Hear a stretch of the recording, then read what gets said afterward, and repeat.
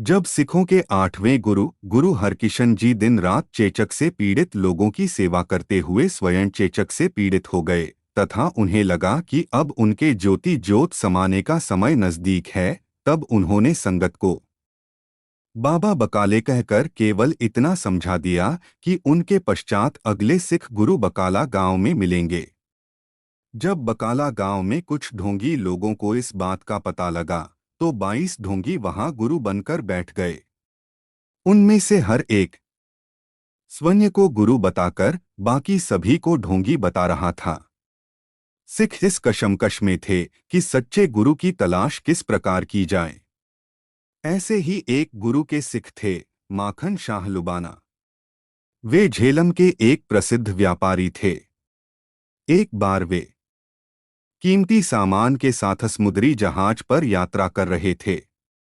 तभी अचानक समुद्र में तेज तूफान उठने लगा। माखन शाह जी का जहाज तूफान में फंसकर डूबने लगा। वे गुरु जी के सच्चे सिख थे।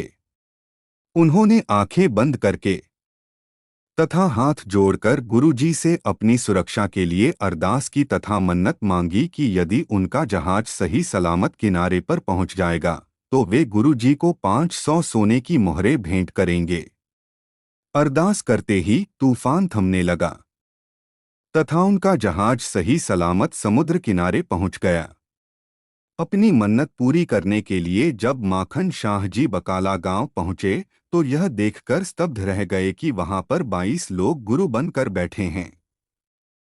उनमें से हर एक स्वयं की प्रशंसा के पुल बांध रहा था, स्वयं को सच्चा गुरु बताकर अन्यों को ढोंगी बता रहा था।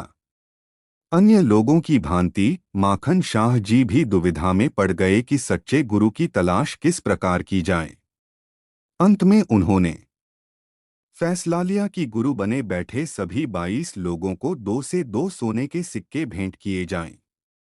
उन्होंने सभी को 2-2 सोने के सिक्के भेंट किए, जिसे सभी ने खुशी खुशी स्वीकार कर लिए।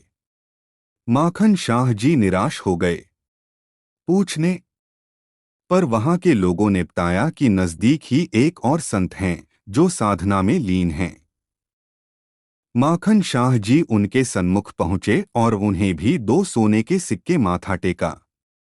यह देखकर वे बहुत विनम्रता से बोले कि मन्नत तो तुमने 500 सोने के सिक्कों की मांगी थी, परंतु भेंट तुम केवल 2 ही सिक्के कर रहे हो। तुम्हारे जहाज को किनारे लगाते हुए मेरे कंधे भी जमी हो गए हैं। यह कहते हुए उन्होंने अपने कंधे दिखाए जो जख्मी थे। माखन शाह जी की आंखों से श्रद्धा से आंसू बहने लगे और वे गुरु जी के चरणों में गिरकर क्षमा मांगने लगे। माखन या मक्खन शाह जी अपनी खुशी को जाहिर करने के लिए एक घर की छत पर चढ़ गए और जोर जोर से कहने लगे, गुरु लाधोरे, गुरु लाधोरे। अर्थात सच्चे तथा असली गुरु मिल गए। इस प्रकार सिखों के 8वें गुरु गुरु हरकिशन जी के पश्चात गुरु तेग बहादुर जी सिखों के 9वें गुरु के रूप में सन 1664 में गुरुगद्दी पर विराजमान हुए, जिन्हें उनकी अद्वितीय कुर्बानी के लिए हिंद की चादर भी कहा जाता है। जिस स्थान पर साधना में लीन गुरु तेग बहादुर जी तथा माखन शाह जी की बकाला गांव में पहली मुलाकात हुई थी, उस स्थान पर गुरुद्वारा बाबा बकाला साहिब सुशोभित है, जो कि अमृतसर से 42 किलोमीटर दूर स्थित है। गुरु तेग बहादुर साहिब जी सन 1675 तक गुरुगद्दी पर सुशोभित रहे। वाहेगुरु जी का खालसा, वाहेगुरु जी की फतह। कृपया लाइक और सब्सक्राइब करें।